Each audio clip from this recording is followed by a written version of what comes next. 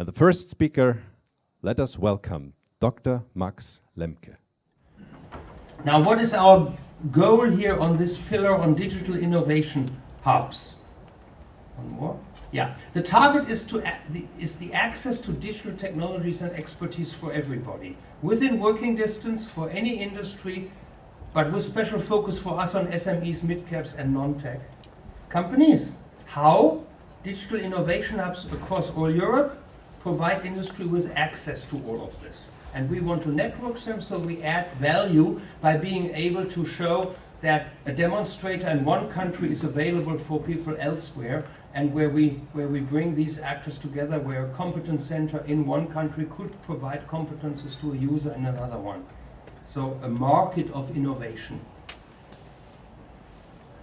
And when we look at, we often talk about competence centers and innovation hubs, and I just want to say here, the competence centers are the ones who provide everything about the digital competences, access to infrastructure, expertise, experimentation. And the digital innovation hubs, and we can discuss that in the panel, digital innovation hubs more offer also the innovation services like access to finance, market intelligence, and the access to the competence center. So competence center is part of an innovation hub. Now, in this whole initiative, we cannot from European research money set up innovation hubs all over Europe. We have no money for that. So we have to look at what is our role, what is the role of others. And we see a strong role for the regions and member states to establish and reinforce competence centers and innovation hubs across Europe with a specific support for the regions, yeah, who have no digital innovation hubs yet. So that smells like structural funds. So we are promoting that, as the policy foresees, that structural funds are also used to build up digital innovation hubs, to collaborate, and the regions also should collaborate with hubs in other regions, because that adds value to everybody. We cannot be competent in everything. We just have to know who is competent and how we link to the other one who is competent. So it's a bit of teaming and not competing all the time only. So added value through working together, even helping in your competition and being strong. Now, Commission, what is the role of the Commission? The role of the Commission is to support this pan-European networking of digital innovation hubs, to share best practices, to share success stories, to support training, but also to support high-level innovation in experiments that are cross-border. And that's what we do here. It's the core work of I4MS. So experiments that are cross-border, where a region would not fund because there's a user from one region and a supplier from another region, where the national program would not fund because one of the actors comes from outside the member state. So that's where European money can help and bring it all together. And we are also seeing it as our role to promote the use of other funds, like we have the Juncker package and we have the structural funds, and they are foreseen also for funding innovation and for funding digital infrastructures.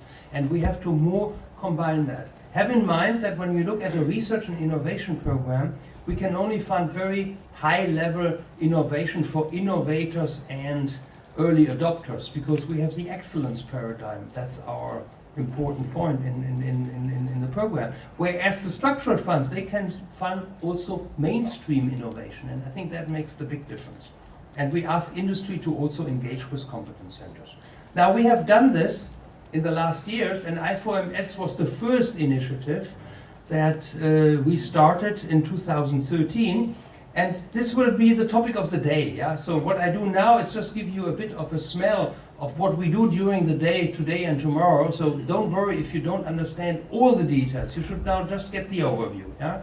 And I'm running quickly through that. I4MS is the initiative for the processes, for the production, not for the products itself. It's more on the processes. We have 11 large projects with 280 experiments. 75% have a cross-border dimension. And you see here, of the 480 actors in this game, 340 are industrial, 75% SMEs, and 65% new in the research and innovation program. So we have an outreach really to actors we normally don't have in research programs. Yeah, and that's one of the key successes that we have. And it's all over Europe. We have actors from 29 member states and associated countries involved. Don't tell me we've only got 28 member states. No, there are associated countries in the research program. We have a similar initiative for ICT in products, and that's the right one here on Smart Anything Everywhere. But now just for you to know that there is more, and you can go back to my slides which are public, there are many of these kind of initiatives in the program that we have. I4MS for processes and production, Smart Anything Everywhere for ICT in products, electronics, smart components and systems in product. Feeware, the Feeware Hubs program for the future internet dimension based on the Feeware platform, Accord for robotics, Odin for big data, SesameNet for HPC in industry, ActFast for photonics, and we have the digital KICs, the Knowledge Innovation Centers, the from the EIT, who look as well at education, at innovation activities in research as business accelerators, and they have certain different technology focuses.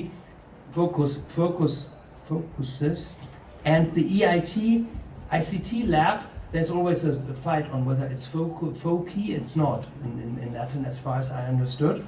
Now, and then we have the Vanguard initiatives, which takes an approach of linking regions together under one or the other topic, like for example, efficient and sustainable manufacturing. So there's a whole map of initiatives that's going on. And last not least, also what my colleagues in DG GROW do in terms of the thematic smart specialization platform that looks at partnerships across regions and supporting innovations in one or the areas across regions, partnerships between regions, European strategic cluster partnerships across clusters. And I've just put this slide up here not to show you now, run through the details. I just wanted to show we are trying now to bring these activities that are on a European level, we try to bring them together in a coherent picture. And this slide is one that I agreed with my colleagues in GROW, DG GROW, to show you, yes, we know what we are focusing on, we know there's work ahead of us to bring this together. Like when I look at that, I4MS looks at the digital transformation of industry. Smart specialization, the Smart Specialization Platform on modernization looks at industrial modernization in general. I4MS at manufacturing at large, they look at all industry. The nature of collaboration is different. We network hubs focused on digital game-changing technologies. In the Smart Specialization Platform on modernization, it's on inter-regional collaboration focused on smart specialization. In particular, on the level of innovation, there's a big difference. We look at leading-edge innovation for innovators and early adopters, and my colleagues more look in with their program together with DG Regio, look at the broad adoption, from the broad adoption to leading-edge innovation, but their major focus is on broad adoption.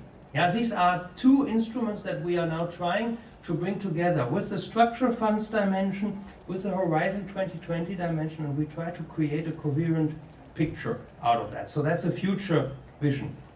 Now, implementation modalities my colleagues will run through. I mean, basically, you know that we implement these actions like I4MS through cascading funds. That is a simple term for basically saying that an SME that is involved with us in an experiment does not necessarily have to become a contractor of the European Commission.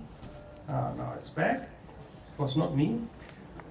But instead we give the money to competence centers who do a contract with these centers, and with this contract the ones who run an experiment are not directly working with us, but work only with these competence centers, and that is much less red tape for them. So no direct contact with the European Commission. Yeah? And it's all centered around networks of complementary competence centers who are running experiments with users, with suppliers, and that's the leaves of this marguerite. But this will be explained in more detail later. We know that most of our innovation hubs are centered mostly in highly developed regions. So we have recently launched a mentoring and sponsorship program together with the support actions, the 2 support actions we have in I4MS. They will explain you more. Just 1.2 million euros, not that much. And end of the year we plan to have another 2 million for such activities. And they are just looking to get nodes in less developed regions to also join the program and associate themselves to I4MS, because in order to broaden the outreach. And we had 36 proposals, around which we will select around 25. I understand this will be announced today or tomorrow. And there are different technology focus on those proposals, but most is in CPS and IoT, but also some on HPC, cloud modeling and simulation, and robotics, less on laser. And we have a new round end of the year, we expect there we would focus really on the EU 13. That means the Eastern Europe plus Croatia, who have joined with the last, when the EU was extended, because there we have in particular white spots on the map. Now, this is the slide that we'll discuss tomorrow afternoon. That's the evolution where we go, and I will not go through that now. I just want to, this was my last slide. I have an empty one afterwards. So we will do that tomorrow, and with this I would like to close, in a sense, saying what is this meeting about. This meeting more or less runs through this cycles of I4MS. So we will start with taking stock of what we have achieved with phase 1. You will see success stories, you see them in your brochure. Second, we say with the project that started beginning of this year, how we organically grow the I4MS ecosystem. Second topic of the day. Then we will have a call open end of the year, closing in January, and there we will extend I4MS again by 35 million. So we'll discuss here what we expect there and work together how we can achieve that. And last not least, in work program 2018 to 20, we will in the next half year plan what we do there, and we will discuss how we support further the implementation of the Digitising European Industry initiative of Commissioner Oettinger, with initiatives like I4MS and also I4MS in particular. So we go through all these 4 phases in this event, and I hope that you get inspired by that, and I also hope that we get inspired for the last phase and get your feedback on what worked and what did not work. Thank you very much.